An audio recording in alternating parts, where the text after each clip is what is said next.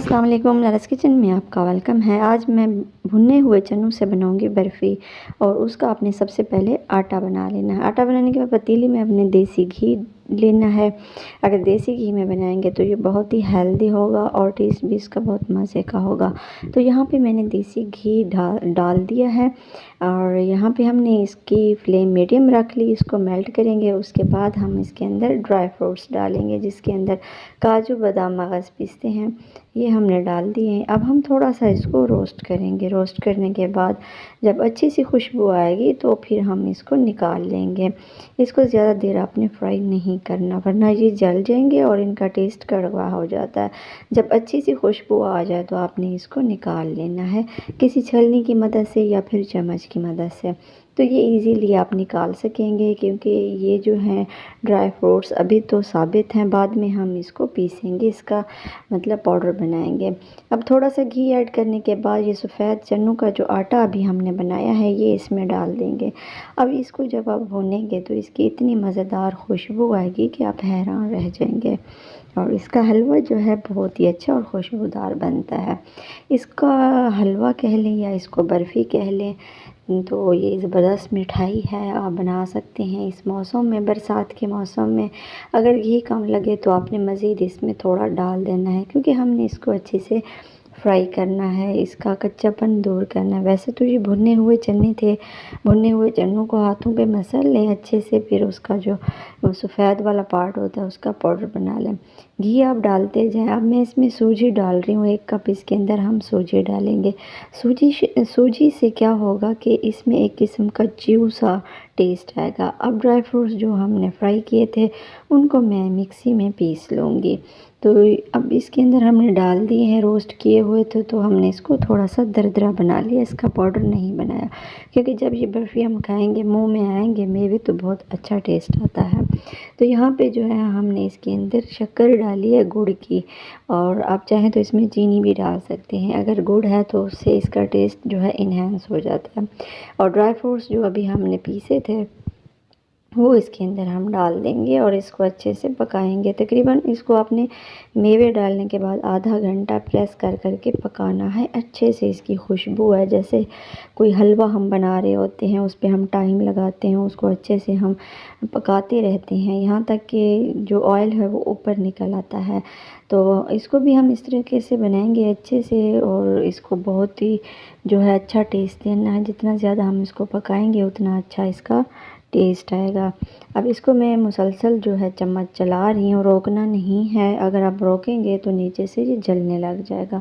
मुसलसल आपने इसको चम्मच चलाना है और इसका टेस्ट लेना है। तो आपने इसके अंदर थोड़ा सा ब्रेड क्रम्स हैं तो पिसे हुए वो डाल दें, नारियल का बुरादा है तो वो भी डाल दें। उससे क्या होगा कि इस हलवे का टेस्ट बहुत ही मज़े का बनेगा और ये एक च्यू किस्म का हलवा बन जाएगा, बहुत ही मज़ेदार और शानदार खुशबू वाला।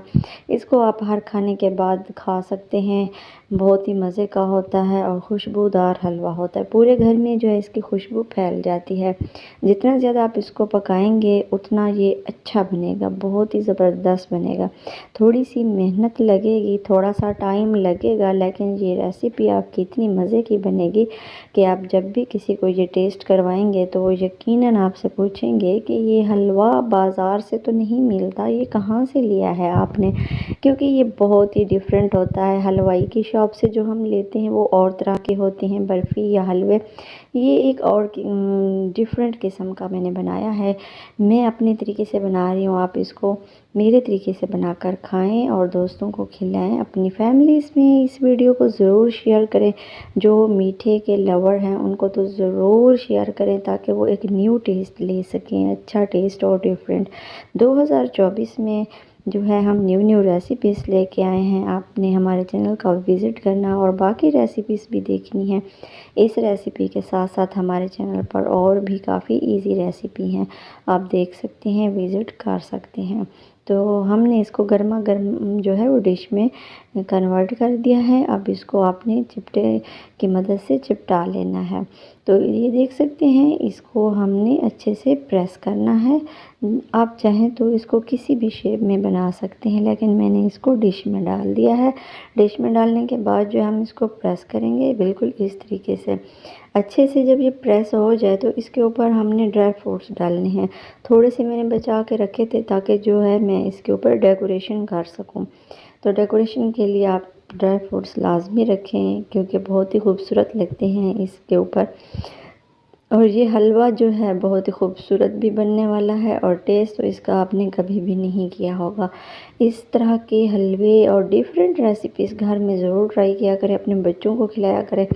चाहे बच्चे आपके थोड़ा खाते हैं या ज़्यादा खाते हैं, लेकिन उनको न्यू टेस्ट दिया करें ताकि वो न्यू न्यू डिशेस जो हैं वो टेस्ट कर सकें। अब ये 2 डिशेस मैंने बना ली हैं।